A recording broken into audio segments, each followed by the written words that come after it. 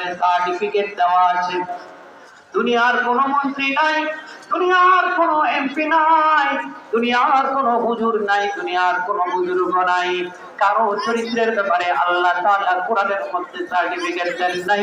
কিন্তু আমার আপনার নবী মুহাম্মদ আরবি সাল্লাল্লাহু আলাইহি ওয়াসাল্লামের চরিত্রের ব্যাপারে আমার আল্লাহ পাক কোরআনের মধ্যে সার্টিফিকেট দিয়ে দিয়েছেন। আল্লাহ রাব্বুল আলামিন বলেন, ইন্নাকা লাআলা খুলুকিন আযীম। আল্লাহ পাক রব্বুল আলামিন বলেন, ও নবী আমার, আপনাকে আমি সর্বোত্তম মহান চরিত্রের অধিকারী বানায়া পাঠাইছি। আমার আপনার নবীর মধ্যে এত সুন্দর চরিত্র ছিল,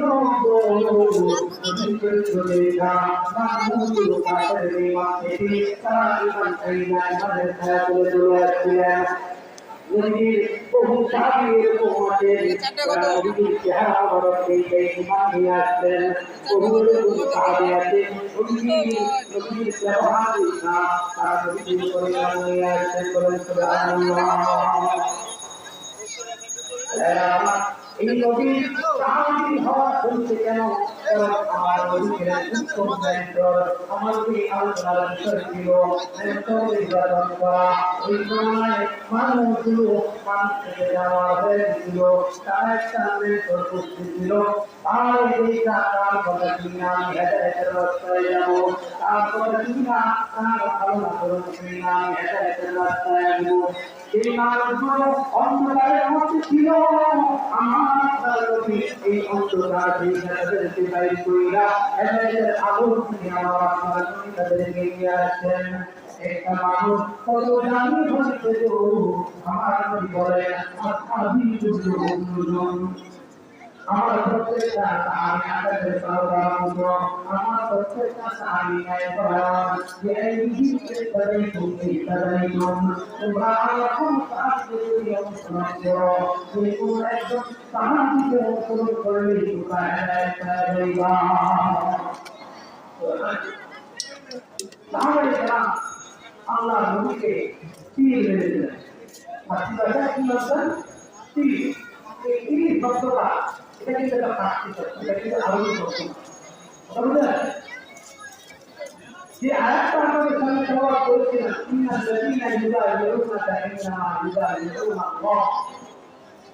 আল্লাহ তাআলা সূরা ফাতিহার ১০ নম্বর আয়াতের মধ্যে বলেছেন, যারা এই নবী আপনার হাতে হাত রেখে বায়াত গ্রহণ করেছেন, ইউবাইয়ুনা আল্লাহ, ওরা আপনার হাতে না, আমি আল্লাহর হাতে বায়াত গ্রহণ করেছি। সুবহানাল্লাহ। আল্লাহ নবীর হাতে সাহাবায়ে কেরাম হাত থেকে বায়াত গ্রহণ করেছিলেন। আল্লাহ তাআলা বলেন, আপনার সাহাবীরা আপনার হাতে হাত থেকে বায়াত গ্রহণ করেছেন। এই বায়াত আপনার সাথে নয়, যেমন আমার সাথে করেছেন। অন্য আয়াতের মধ্যে আল্লাহ রাব্বুল আলামিন বলেন, ওমান ইউতির রাসূলা ফাকাদ আতা আল্লাহ। এই মানুষগুলো আপনি অনুসরণ করবে, তারা অনুসরণ করে আমি আল্লাহকে অনুসরণ করব। কি নবী পাইলাম, কেমন নবী পাইলাম আমরা, কেমন মেন্টর পাইলাম আমরা। সেই মেন্টর পাইয়াও, সেই নবী পাইয়াও আজকে নবীর ব্যাপারে যারা প্রযুক্তি করে, আমরা মুসলমান সুস্থের ঘরে ঢুকে যাই। ঠিক কিনা বলেন? কোন নবী প্রযুক্তিকারী দুনিয়াতে থাকা হবে না। ইতিপূর্বে নবী থাকতেও যারা তারা পায় নাই, ইনশাআল্লাহ আমরা মুসলমান যাদের পরিবার মধ্যে বিন্দু মাত্র ঈমান থাকবে, দুনিয়াতে এই দেশে কোন মুসলমান থাকা অবস্থায় কেউ যদি আল্লাহর নবীকে নিয়ে প্রযুক্তি করে, আল্লাহকে নিয়ে প্রযুক্তি করে, সকল ঈমানদারের দায়িত্ব হয়ে যায় ওই প্রযুক্তিকারী শাস্তি নিশ্চিত করা। সবাই বুঝে না। সুতরাং সাবধান, ইসলাম কি প্রতিকার করো, ইসলামের কথা শুনলে যাতে দায়িত্বকারী হয়, তারা নবীকে মহব্বত করো না, তারা আল্লাহকে মহব্বত করো না। মনে রাখবা, সকল মুসলমান যারা ঐক্যবদ্ধ হয়েছে, আল্লাহ নবীর ইজ্জতের জন্য আঘাত করে, আল্লাহর গায়ের জন্য আঘাত করে, আল্লাহ থাকতে পারে না। সেখানে আল্লাহ নিয়ামতটি হবে, সেখানে আল্লাহ নবীর নিয়ামতটি হবে, সেখানে মুসলমানরা প্রতিরোধ করে করব ইনশাআল্লাহ। আল্লাহ তাআলা কবুল করেন, আমিন। বলছিলাম আল্লাহ নবী সাহাবায়ে কেরামের জন্য মেন্টর হয়েছিলেন। তিনি কি শুধুমাত্র সাহাবায়ে কেরাম না কিয়ামত পর্যন্ত তিনি যত মানুষ আসবে সকল মানুষের জন্য আমার আল্লাহ নবী আলাইহিস সালাম লিখে নবী শুধু ওই ১৪ বছর আগে আসছেন চলে গেছেন, ওই মানুষগুলোর জন্যই নবী আমাদের জন্য এই জিনিসটা ভুল। আল্লাহ নবীর আদর্শ সকল ছিল, এখনো আছে, কিয়ামত পর্যন্ত বহাল থাকবে, ঠিক না? আল্লাহ নবীর সাহাবী হযরত আবু বকর সিদ্দিক রাদিয়াল্লাহু তাআলা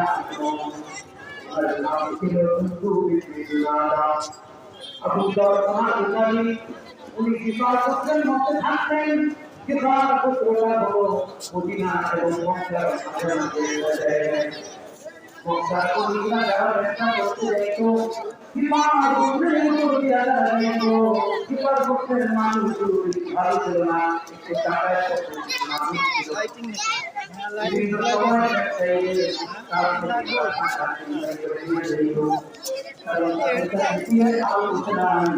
তাদের কাছে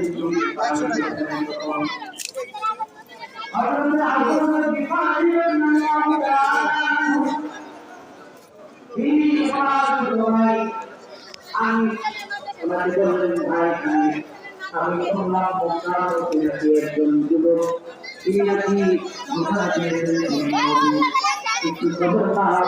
মক্কার মধ্যে নদী কিনা ওনার ব্যাপারে একটি ভুল খবর নিয়ে তিনি আমার কাছে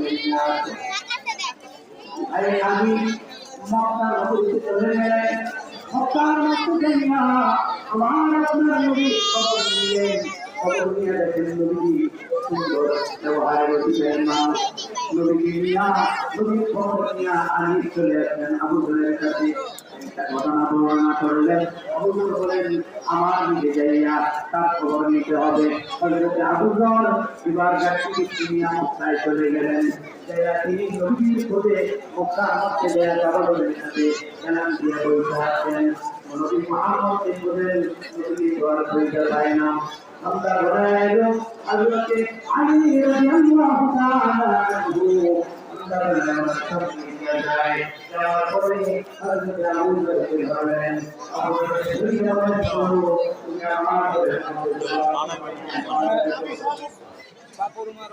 এটা লো এইটা এই সাদা সাদা মামা এই যে সাদা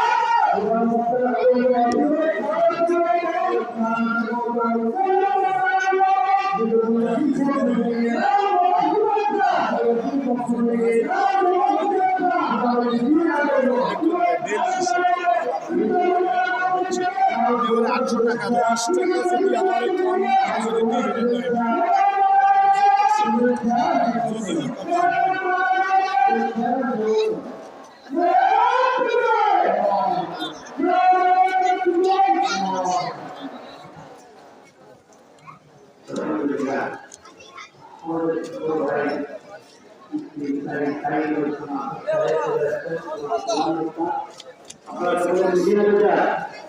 আলহামদুলিল্লাহ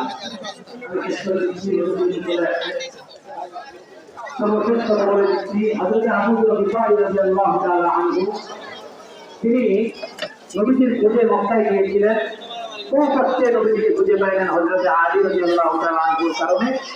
নবীজিকে পাওয়ার পরে নবীজির হাতে হাত রেখে তিনি সেখানে বায়াত গ্রহণ করে মুসলমান হয়ে গেলেন।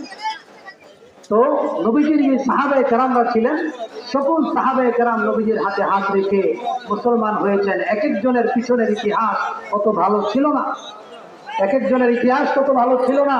কিন্তু যখন আমার আপনার নবীর হাতে হাত রেখে বায়াত গ্রহণ করে ফেললেন, যখন তারা ওয়াদা করলেন তারা নবীর কথা মেনে চলবেন, আল্লাহর দেখানো পথ অনুযায়ী চলবেন, হেদায়েতের পথে চলবেন, এই ওয়াদাটা যখন করলেন তখন থেকে তারা এতটাই সুন্দরভাবে ইসলাম এবং দ্বীনের পথে চলেছেন।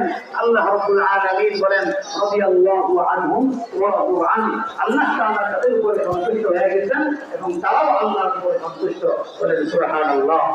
এজন্য আল্লাহ রাব্বুল আলামিন নবীকে আমাদের জন্য পীর হিসেবে পাঠাইছেন, নবীকে আমাদের মেন্টর হিসেবে পাঠাইছেন। এই নবীকে মানতে হবে, নবীর দেখানো পথ অনুযায়ী চলতে হবে এবং নবীর যে ওয়ারিসটা পৃথিবীতে আছে, নবী তো দুনিয়াতে নাই, নবী চলে গেছেন, কিন্তু ওয়ারিস অর্থাৎ নবীর ওয়ারিস উলামায়ে কেরাম তারা দুনিয়াতে আছেন।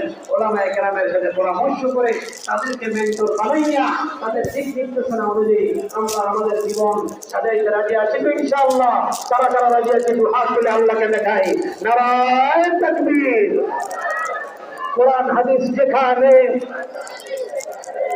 উলামায়ে কেরাম যেখানে, উলামায়ে কেরাম নাই যেখানে, মাশাআল্লাহ। আল্লাহ পাক সকলকে কবুল করুন, বলেন আমিন। ওয়া আখিরু দাওয়ানা আনিল হামদুলিল্লাহি রাব্বিল আলামিন। আসসালামু আলাইকুম ওয়া রাহমাতুল্লাহি ওয়া বারাকাতুহু।